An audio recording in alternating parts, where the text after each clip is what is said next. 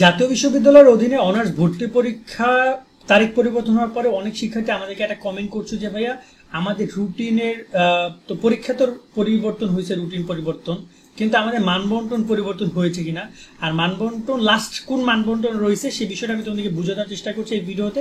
আশা করি তোমরা পুরো বিষয়টা বুঝবা। দেখো, বর্তমানে জাতীয় বিশ্ববিদ্যালয় যে একটু রং করতেছে তা তো সবাই বুঝতেছো। তা আসলে এই বিষয় নিয়ে আমরা এর আগে অনেক ভিডিওতে কথা বলেছি, তাই আর না বললাম।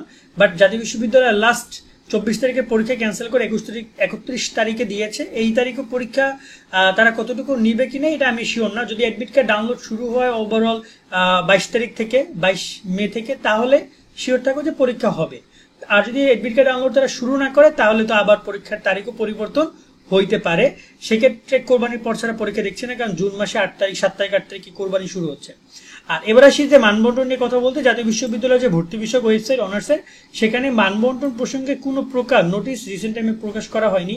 সামাজিক যোগাযোগ মাধ্যম ফেসবুকে অনেকেই এই মানবন্টনের যে নোটিশটা আছে এটা পরিবর্তন করছে, এটা অনেক আগেই প্রকাশ করছে, এটাকেই তারা নতুন বলে চালাচ্ছে। তাদেরকে জানিয়ে রাখে ওরা আসলে জানে না, বোঝে না, তো খোঁজখবর না রাখে হঠাৎ করে দেখছি মানবন্টন পরিবর্তন, ওরা লাফাই পড়ছে। বাট এই মানবন্টনটা প্রকাশ করেছে গত 3 তারিখে, এপ্রিলের 3 তারিখে, মার্চের 6 তারিখে তারা মানবন্টন প্রকাশ করেছে। এবং মানবন্টনটা আমি একটু আরেকবার বলে দিই, এক্সপ্লেন করি। 20 মার্কে হচ্ছে বাংলা ইংরেজি সাধারণ জ্ঞান, 60 মার্কের পরীক্ষার গ্রুপ সাবজেক্টে তোমার 40 করে পরীক্ষা হবে। এক্ষেত্রে তোমার গ্রুপ সাবজেক্টে কেমনে পরীক্ষা হবে এটা আমি একটু ছোট্ট করে বলি। বিজ্ঞান বিভাগে শিক্ষার্থীদের পরীক্ষা হবে পদার্থ রসায়নে আর হচ্ছে জীববিজ্ঞান উচ্চতর যে কোনো একটাতে, ওকে। আর তোমার হচ্ছে যে মানবিকের পরীক্ষা হবে, তুমি যে কোনো 4টা সাবজেক্ট চুজ করতে পারবা, মানে তোমার ইতিহাস, অর্থনীতি, পরিণতি, ভূগোল, যুক্তিবিদ্যা, সমাজকর্ম, সমাজ বিজ্ঞান, তারপর হচ্ছে তোমার মনোবিজ্ঞান, পরিসংখ্যান, উচ্চতর গণিত, এরকম যত সাবজেক্ট আছে, ভূগোল টুগোল যা আছে সবকিছু থেকে তুমি 4টা সিলেক্ট করতে পারবা, ওকে। আর ব্যবসা শিক্ষার্থীরা হিসাব বিজ্ঞানের পরীক্ষা হবে, আর হচ্ছে তোমার এখানে ব্যবসার নীতি ও প্রয়োগে পরীক্ষা হবে 20 মার্ক করে। এখানে উৎপাদন ব্যবস্থাপনা এবং ফিনান্স থেকে প্রশ্ন আসবে না।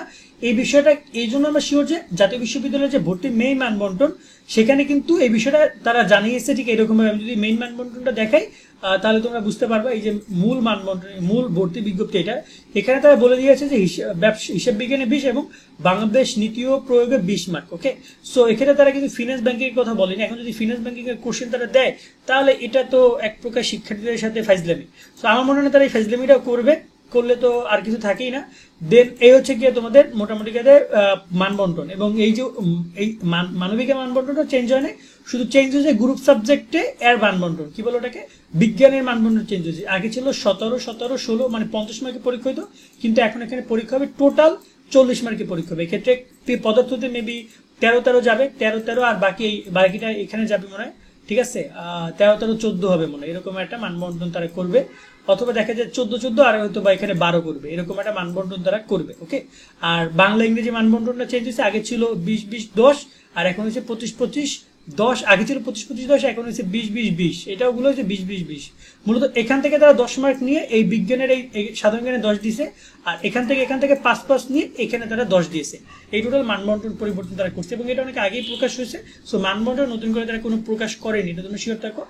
বাট আর মানবন্টন প্রকাশ যদি তার পরীক্ষা নিয়ে এমন মানবন্টন আর প্রকাশ করবে না, অনেক আগে করেছে। বাট এই মুহূর্তে আর মানবন্টন প্রকাশ করার কোনো প্রশ্ন আসে না, কারণ পরীক্ষা নিকটে এই অবস্থায় মানবন্টন কখনোই পরিবর্তন করবে না। সকলে অনেক ভালো থাকবা, আল্লাহ হাফেজ।